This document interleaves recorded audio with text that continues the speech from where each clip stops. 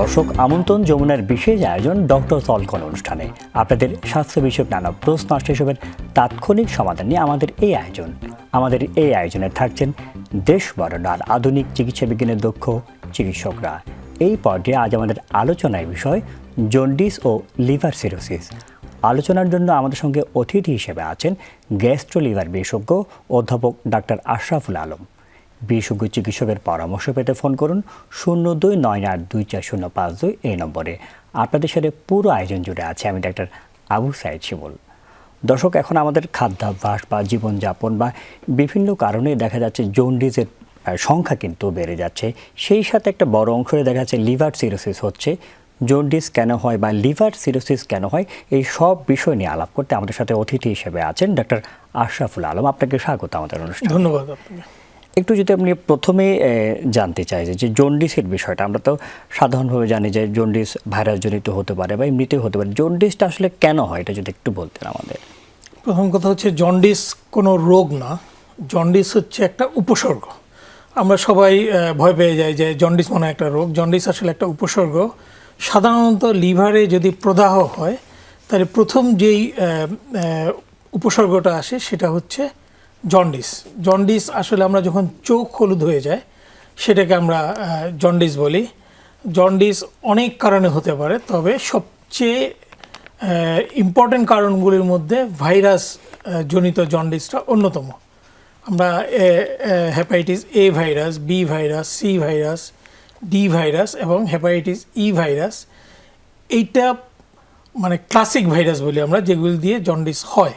এছাড়া কিছু নন classic virus আছে, যেমন dengue virus, Epstein Barr virus, cytomegalo virus, এইসব ভাইরাস দিয়ে জন্ডিস হতে পারে। এছাড়া আরও অন্যান্য আছে, যেমন কিছু কেমিক্যাল দিয়ে হতে পারে, কিছু ড্রাগ দিয়ে হতে পারে, বিভিন্ন কারণ আছে। আচ্ছা, এটা তো হলো যে আপনি জীবাণু বা কি দিয়ে হয়, কিন্তু এটা ছড়ায় কিভাবে আমরা এক মানুষ থেকে অন্য মানুষ বা মানুষের দেহে কীভাবে আসে এটা যদি। আচ্ছা, প্রথমত এইটা আবার আমরা দুই ভাগে ভাগ করতে পারি। যেমন অ্যাকিউট ভাইরাল হেপাটাইটিস যেটা বলি, সেটা হেপাটাইটিস এ, বি এবং ই দিয়ে হয় বেশি। হেপাটাইটিস এ এবং ই খাদ্য এবং পানিবাহিত, খাবার থেকে হতে পারে।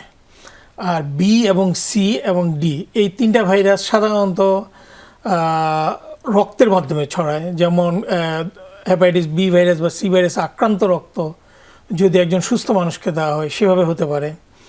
আবার শারীরিক মেলামেশার মাধ্যমে হতে পারে। আর এছাড়া আরও অন্যান্য অনেকগুলো আছে, যেমন খালি রক্ত না, রক্তের যে সমস্ত জিনিস আমরা ডাক্তাররা জানি যে রক্তের বিভিন্ন ধরনের জিনিস আমরা অনেক ভাগে ভাগ করে দিতে পারি, প্রত্যেকটা জিনিস থেকে এটা হতে পারে। আবার আরও ইম্পর্টেন্ট, যেমন নিডল শেয়ারিং, অর্থাৎ ইনজেকশন, একই সিরিঞ্জ দিয়ে যদি মাল্টিপল অনেককে ইনজেকশন দেওয়া হয়, সেক্ষেত্রে কারো যদি হেপাটাইটিস বি বা সি থেকে থাকে সেই নিডলের মাধ্যমে এইটা ছড়াতে পারে। আচ্ছা, ঠিক আছে। আরও আছে, যেমন আমরা যেমন সেলুনে শেপ করা, এখন যদি ওরা ব্লেডটা একটু চেঞ্জ করেছে, মেশিনটা একটু চেঞ্জ করেছে, আমরা সেলুনে দেখি, এখান থেকে ছড়ায়। আরও আছে যেমন কান ফুটানো, নাক ফুটানো, পার্লারে গিয়ে যারা করে, এর মাধ্যমে ছড়াতে পারে। আচ্ছা, ঠিক আছে। আর আরও আছে যারা ড্রাগ ইউজ করে বা আইভি ড্রাগ অ্যাবিউজার্স যারা, এরা নিডল শেয়ার করে, সেক্ষেত্রে হতে পারে। আচ্ছা, এই সবগুলির মাধ্যমে কিন্তু বি ভাইরাস সি ভাইরাস ছড়াতে পারে। আচ্ছা, এই যে এটাতে গেলে তো কীভাবে ছড়ায়, এটা আসলে লক্ষণ কি? সাধারণত এক একটা ভাইরাসের দিয়ে হলে এক এক রকম হতে পারে। আমরা সাধারণভাবে খাবারের মাধ্যমে যেটা হয় হেপাটাইটিস এ, যেটা সেটার আসলে কি কি লক্ষণ দেখে মানুষ বুঝতে পারে না হয়তো জন্ডিস তার হয়েছে? প্রথমত যেটা বলা যায় যে যদি কোনো ইনফেক্টেড খাবার, মানে ভাইরাসে আক্রান্ত কোনো খাবার, যেগুলি সাধারণত চটপটি, ফুচকা, ঝালমুড়ি, বোরহানি, এইসব খাবার, কারণ এইসব খাবারে যেসব জিনিসপত্র ব্যবহার করা হয়, যেমন পেঁয়াজ মরিচ বলেন বা সেগুলি যদি ভালো করে পরিষ্কার না করে, বা চটপটি ফুচকাতে যে পানিটা ব্যবহার করে সেই পানিটা যদি নিরাপদ পানি না হয়, তাহলে এইগুলি থেকে জন্ডিস হওয়ার সম্ভাবনা থাকে। এই বিষয়ে আসলে আমরা লক্ষণের বিষয়ে আলাপ করছিলাম যে কি কি লক্ষণ এগুলি হেপাটাইটিস এ দিয়ে হয়, সেই বিষয়ে আমরা আলাপ করবো। একজন দর্শক রয়েছে আমাদের সাথে, দর্শকের ফোন কলটি নিয়ে নিতে চাইছি। দর্শক, আপনি কে বলছেন, কোথা থেকে বলছেন, আপনার নাম এবং বয়স বলে প্রশ্নটি করুন। দর্শক, আপনি কি আমাদের শুনতে পাচ্ছেন? জি জি দর্শক, আপনার নাম এবং বয়স বলে প্রশ্নটি করুন। চট্টগ্রাম থেকে শিমুল বলছিলাম। জি জি লিভার সিরোসিস হলে প্রাথমিক ধারণাগুলো যদি একটু বলতেন। জি জি, আপনি আমাদের সাথে থাকুন, আমরা নিশ্চয়ই এই বিষয়ে আলাপ করব। লিভার সিরোসিস হলে প্রাথমিক যে ধারণা, ওনার প্রশ্ন নিশ্চয়ই আমরা অনুষ্ঠানের এক পর্যায়ে অবশ্যই এটা করবো। আমরা যেটা আসলে বলছিলাম, কারণ জন্ডিস একটা বড় অংশ থেকেই তো আসলে পরে দেখা যাচ্ছে লিভার সিরোসিস হয়, যেটা আমরা বলছিলাম যে এটার লক্ষণগুলো কি আসলে, যে আমরা বলছিলাম জন্ডিস যেটা খাবার দিয়ে হয়। আচ্ছা, লক্ষণ সাধারণত দেখা যাবে যে পেশেন্টের রুগীদের সাধারণত যেটা হয় যে একটু দুর্বল, খেতে ইচ্ছে না করা, বমি বমি ভাব, হালকা জ্বর জ্বর, আবার কারো কারো জ্বর বেশিও হতে পারে। কারণ আমরা জানি যে এই যে হেপাটাইটিস এ বা ই, যেহেতু বললাম যে আমি পানিবাহিত, সাথে আরেকটা ভাইরাস ব্যাকটেরিয়া জনিত রোগ আছে যেটা টাইফয়েড বলে আমরা সহজ ভাষায়। টাইফয়েডটাও কিন্তু খাদ্য এবং পানির মাধ্যমে ছড়ায়। তাহলে হেপাটাইটিস জন্ডিসের সাথে টাইফয়েডও থাকতে পারে। সেই ক্ষেত্রে জ্বর থাকবে রোগীর, অনেক জ্বর থাকবে, এবং সাধারণত এইটা 5 থেকে 7 দিনের মধ্যে আসে।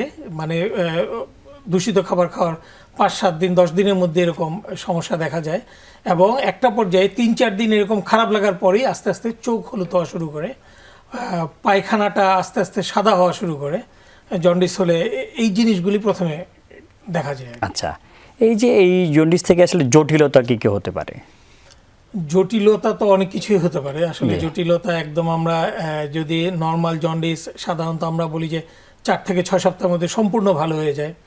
আর জটিলতার দিকে যদি বলি সেক্ষেত্রে একদম আমরা যদি একদম এই থেকে আমরা দেখা যায় যে বিভিন্ন ধরনের, শুধু লিভারে না, লিভারের ছাড়াও বিভিন্ন ধরনের জটিলতা হতে পারে। জটিলতাগুলি নিয়ে আমরা আলাপ করবো একটি বিরতির পর। শুধু দর্শক, অনুষ্ঠানে এই পর্যায়ে নিয়ে নিচ্ছে একটা ছোট্ট বিরতি, সাথে থাকুন।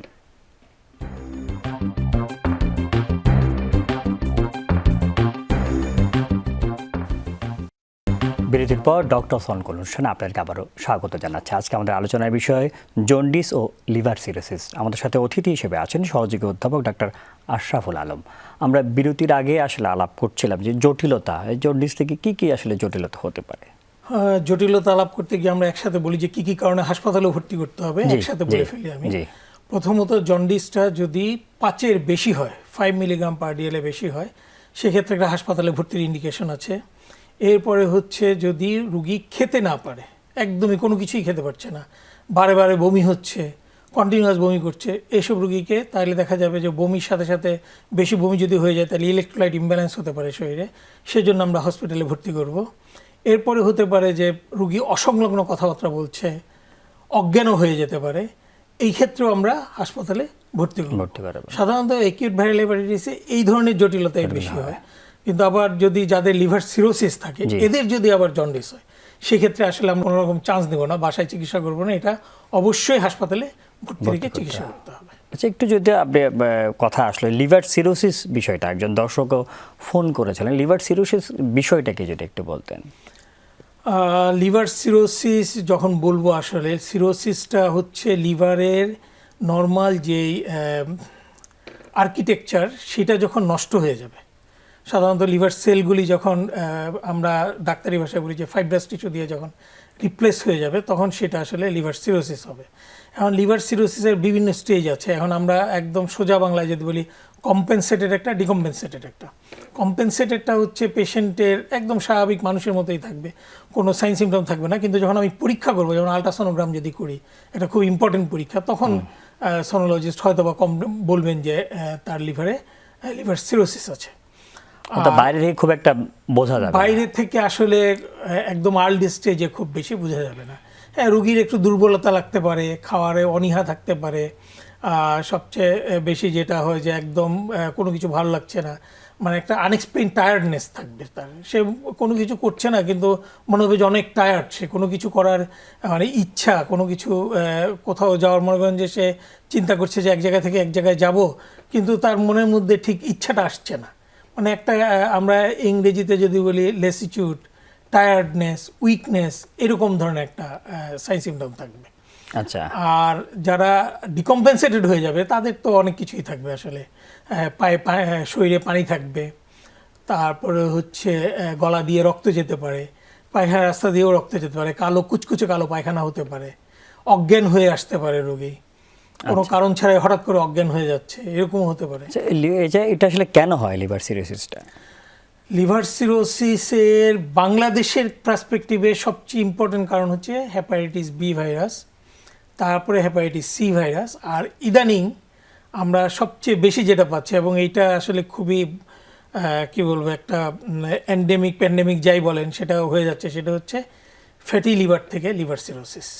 এই জিনিসটা আগে আমরা পেতাম না, আগে বি ভাইরাস সি ভাইরাস বেশি পেতাম, কিন্তু ইদানিং ফ্যাটি লিভার থেকে লিভার সিরোসিসের পরিমাণ বেড়ে গেছে অনেক। আচ্ছা, এটার আসলে চিকিৎসা কি, যেটা বলে লিভার সিরোসিসের? লিভার সিরোসিসের যদি চিকিৎসা বলি, একটাই চিকিৎসা, সেটা হচ্ছে লিভার ট্রান্সপ্ল্যান্ট করা।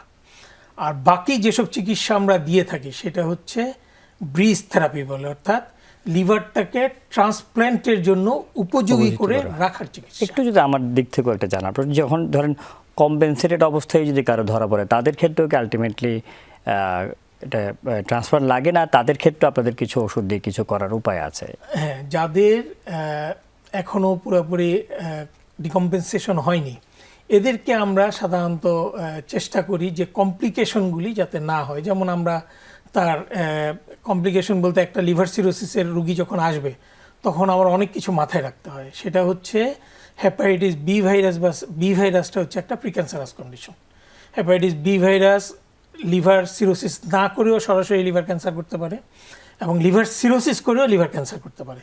আচ্ছা, তাহলে আমাদের মেইন টার্গেটটা থাকে পেশেন্টের ক্যান্সার হচ্ছে কিনা সেটা মনিটর করা। সেটা যদি আমরা আর্লি ডিটেকশন করতে পারি, সেই ক্ষেত্রে ক্যান্সারের সব ধরনের চিকিৎসা বাংলাদেশে অ্যাভেলেবল, এবং পেশেন্টকে আমরা ভালো সার্ভিস দিতে পারবো। কিন্তু আমরা চাই না, সেজন্য রুগীদেরকে আমরা বলি যে 3 মাস বা 6 মাস পর পর রুগীর কন্ডিশন ভেদে আমরা 3 থেকে 6 মাস পর পর রুগীদেরকে ফলো আপ করতে বলি। এবং কিছু কিছু পরীক্ষা নিরীক্ষা আছে যেগুলির মাধ্যমে আমরা ফলো আপ করি। টিউমার মার্কার দেখি, লিভার ফাংশনের জন্য এএলটিটা দেখি, তারপরে লিভারের কন্ডিশন কি খারাপ হচ্ছে কি ভালো হচ্ছে সেটার জন্য আমরা আল্ট্রাসোনোগ্রাম করি অবশ্যই, এবং লিভারের সিনথেটিক ফাংশনটা যে কি পরিমাণ ডিটোরিয়েট করছে বা কতটুকু ভালো আছে এটার জন্য অ্যালবুমিনটা রেগুলার চেক আপ করি। এগুলো করলে দেখা যাবে যে রোগীটা আসলে কেমন জটিলতা হচ্ছে কিনা। এক্স্যাক্টলি, জটিল। এবং আরেকটা ইম্পর্টেন্ট জিনিস বাদ দিয়েছি আমি, এন্ডোস্কোপি করতে হবে। আমরা আরো বিস্তারিত এই বিষয়ে শুনবো। একজন দর্শক আছে আমাদের সাথে। দর্শক, আপনি কে বলছেন, কোথা থেকে বলছেন, আপনার নাম এবং বয়স বলে প্রশ্নটি করুন। ওয়ালাইকুম আসসালাম। আমার নাম মোহাম্মদ জাহিদুল ইসলাম। জি, আমি চাঁদপুর চব্বিশ থেকে বলতেছি। জি স্যার, আমার মানে খাওয়া তেমন একটা হজমি শক্তি হইতেছে না, মানে কোনো শরীর জাতীয় কোনো খাওয়া খাইলে আরো বেশি সমস্যাটা দেখা দেয়, আর পায়খানাটা একটু সাদা সাদা হয়, বুঝছেন, অল টাইম গ্যাস বই না ফেলে বলতো। আচ্ছা, এই পেটে ব্যথা বা অন্য কোনো কিছু আছে কিনা আপনার? না, এটা কোনো ব্যথা নেই, কোনো সমস্যা নেই, শুধু একটা সমস্যা, শুধু গ্যাস জমে। আচ্ছা, আপনার কি কিছু জানার আছে কিনা ওনার কাছ থেকে? আপনার কি লিভারে কোনো সমস্যা আছে কিনা? জি, আমার হেপাটাইটিস বি ভাইরাস আছে। পরীক্ষা পয়েন্টটা বলছিল 95,000। আল্ট্রাসোনোগ্রাম রিপোর্ট কি ভালো আছে? জি, আল্ট্রাসোনোগ্রাম আপনি এন্ডোস্কোপি করেছিলেন কখনো? করিনি, মোটামুটি ভালো লাগছে, পরে আমি করিনি। সেম কাহিনী আমার ভিতরে অলরেডি। আচ্ছা আচ্ছা, আমরা বোধহয় ওনার প্রশ্নটা বুঝতে পেরেছি। জি, এখন আসলে উনি যেই বলেছে যেভাবে, পুরোপুরি আসলে পুরো বলতেও পারেনি, সেটা হচ্ছে ওনার যদি এন্ডোস্কোপিতে পোর্টাল হাইপারটেনসিভ গ্যাস্ট্রোপ্যাথি বলে একটা কথা আছে আসলে, যেখানে আপনার রক্তনালীগুলি আমরা কি বলবো কনজেস্টেড হয়ে যায় আসলে, তখন কিন্তু হজমের সমস্যা হতে পারে। ঠিক আছে, কারণ ঠিকমতো অ্যাবজর্ব হবে না খাবারটা। নর্মাল যে আমাদের মিউকোসাগুলি থাকে সেগুলি আসলে ভালো থাকে না, তখন ওইখানে ব্লাড ভেসেলগুলি সব স্টমাকের মধ্যে কনজেস্টেড হয়ে যায়, যার জন্য ঠিকমতো অ্যাবজর্পশনও হয় না। সেক্ষেত্রে কিন্তু এই যে উনি কথা যেটা বললো যে পায়খানা নরম হতে পারে, সাদা হতে পারে। আচ্ছা, উনি আরেকটা প্রশ্ন বলেছিলেন যে উনি খিদা লাগে না বা খেতে ইচ্ছে করে না, সেটাও ঠিক পোর্টাল হাইপারটেনসিভ গ্যাস্ট্রোপ্যাথি দিয়ে আসলে এক্সপ্লেইন করা যায়। আচ্ছা, এই জিনিসটা থাকলে খেতে ইচ্ছা করবে না। আমার মনে হয় ওনার যেহেতু একটু জটিলতা আছে, মনে হচ্ছে আপনাদের একজন বিশেষজ্ঞ গ্যাস্ট্রোলিভার বিশেষজ্ঞের কাছে গিয়ে আরো কিছু পরীক্ষা নিরীক্ষা করে নিশ্চিত হয়ে উনি আসলে এই বিষয়ে নিশ্চয়ই একটা সুফল পাবেন। আমার মনে হয় এখন সরকারি হাসপাতালগুলিতেও এই বিষয়ের আসলে এই বিষয়গুলো বিশেষজ্ঞ রয়েছে। আছেন, জি। অবশ্যই। একটু আমরা জানতে চাচ্ছিলাম যে আমরা হেপাটাইটিস এ নিয়ে বা খাবার দিয়ে যেগুলো হয় সেগুলো নিয়ে আলাপ করছিলাম, কিন্তু হেপাটাইটিস বি এবং হেপাটাইটিস সি এর বিষয়টা এটা কিন্তু এখন আপনি বলছেন যে প্রকোপ বেড়ে যাচ্ছে, এইটা আসলে কেন হয়, এটা লক্ষণগুলো যদি আপনি কিছুটা বলেছেন তা নিয়ে আমরা আরেকটু বিস্তারিত শুনতে চাই একটি বিরতির পর। শুধু দর্শক, অনুষ্ঠানে এই পর্যায়ে নিয়ে নিচ্ছে একটা ছোট্ট বিরতি, সাথেই থাকুন।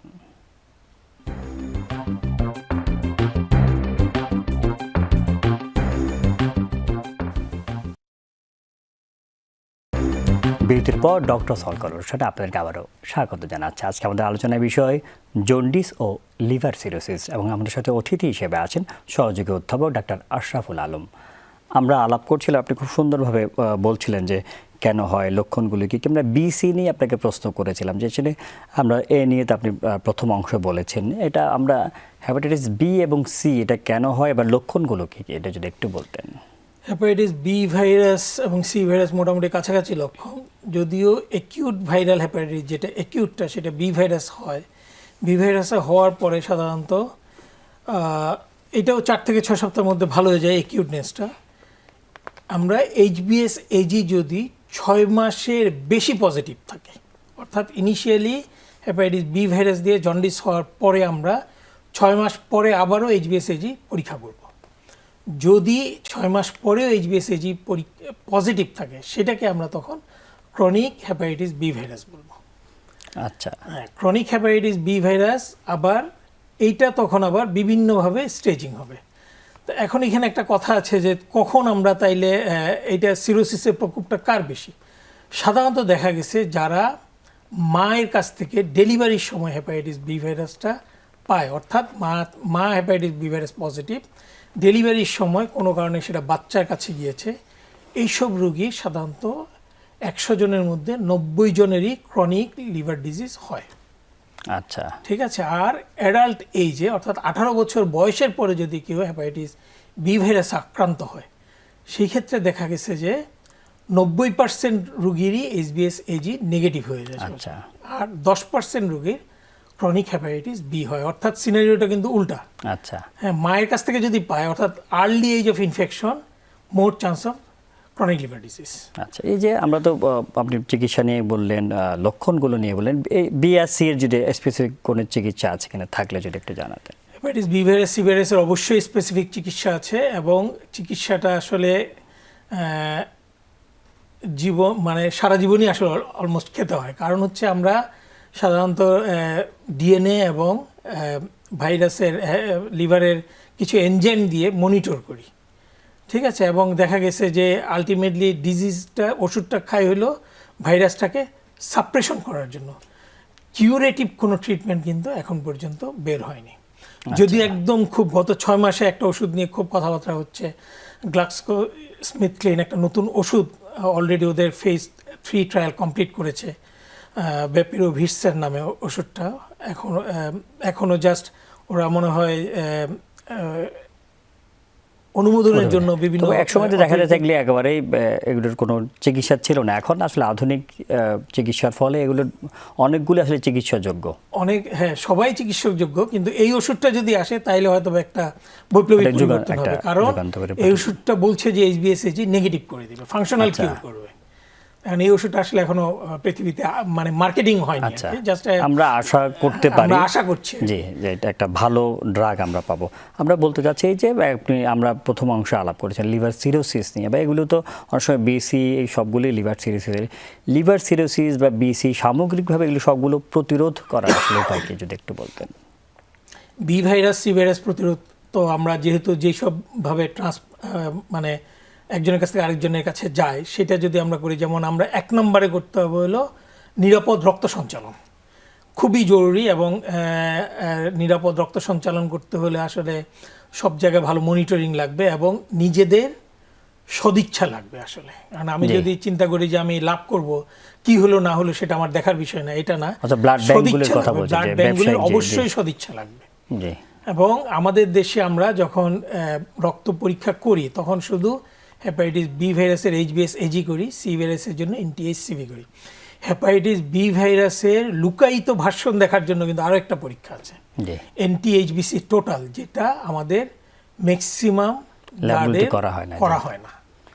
হ্যাঁ, সুতরাং এই জিনিসটা আমার মনে হয় একটু ইন্ট্রোডিউস করলে ভালো হয়, যে এনটিএইচবিসি টোটালটাও আমরা ব্লাডে রেগুলার পরীক্ষা করব। বাংলাদেশের কিছু ভালো কর্পোরেট হাসপাতালগুলিতে হয়, কিন্তু ম্যাক্সিমাম ব্লাড ব্যাংকগুলিতে এই পরীক্ষাটা হয় না। আমার মনে হয় অবশ্যই এই পরীক্ষাটা ইন্ট্রোডিউস করানো উচিত। সেই সাথে সুই বা অন্য যে সিরিঞ্জগুলি ব্যবহারের সিরিঞ্জ ক্ষেত্রে তো আমরা আসলে এখন ওয়ান টাইম সিরিঞ্জই ব্যবহার করি, কিন্তু আমাদের সবচেয়ে ইম্পর্টেন্ট যে জিনিসটা সেটা হচ্ছে মেডিকেল ওয়েস্ট ডিসপোজালটা আরও বেশি মনিটরিং করতে হবে। কারণ আপনারা যদি ঢাকা মেডিকেলের আশেপাশে যান, দেখবেন কি দুরবস্থা, সব পুরনো নিডলগুলি নিয়ে যাচ্ছে এবং নিয়ে হয়তো এগুলি রিসাইকেল করে আবার এই ব্যবহার করছে। সবগুলি আমরা যদি একটু নজর দিতে পারি, তাহলে এই লিভার সিরোসিস বা লিভারের যে জটিলতা সেগুলি থেকে আমরা মুক্ত থাকতে পারবো। আমরা অনুষ্ঠানে একদম শেষ পর্যায়ে চলে এসেছি।